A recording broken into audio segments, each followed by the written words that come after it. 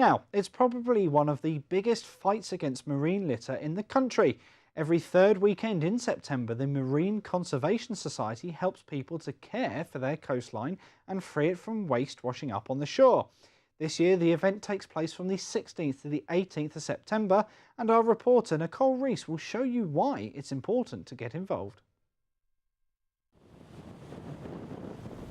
With the amount of litter now sees rising and hundreds of species accidentally eating or becoming entangled in waste, it's no secret that every time litter falls to the ground, our sensitive environment and wildlife will suffer a little bit more. That's why the Marine Conservation Society and the National Trust encourage people to roll up their sleeves and take part in the Great British Beach Clean. The amount of litter in our seas and on our beaches is increasing. Last year's Great British Beach Clean returned 34% more litter than the year before, which is a staggering amount. Obviously, the litter that's left behind on the beach is danger not just to humans for recreational use and their pets, but also wildlife that lives in the sea, especially plastic items. Plastic items don't degrade, so they remain in the ecosystem for forever potentially.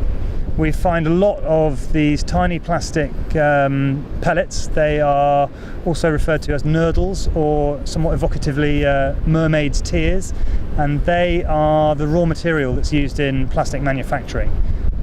So they are industrial waste.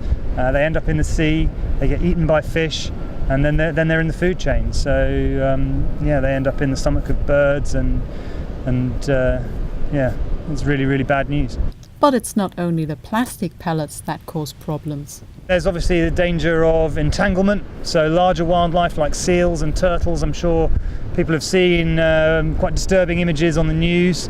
This is a very real problem, and it's not just happening abroad. It's happening off the coasts of Britain as well. We have real issues with entanglement for seabirds and larger sea mammals like seals. Litter picking is one way of protecting the coastal environment. Another is, of course, taking with you what you brought along in the first place. If you are going to picnic on the beach, I would strongly encourage you to take your litter home. I feel that if you've brought it to the beach, you can take it away again. That's especially true of things like disposable barbecues, which are really dangerous. The grills on them are incredibly sharp.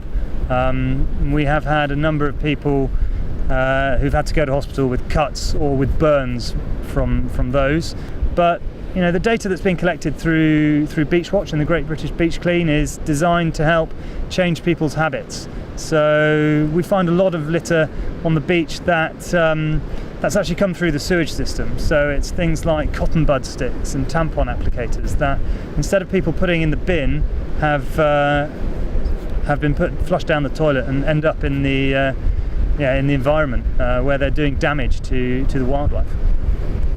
Volunteers for the Great British Beach Clean are still needed on the Isle of Wight and in the Portsmouth area. And those interested can sign up through the Marine Conservation Society's website. Nicole Ris, for That's Solent.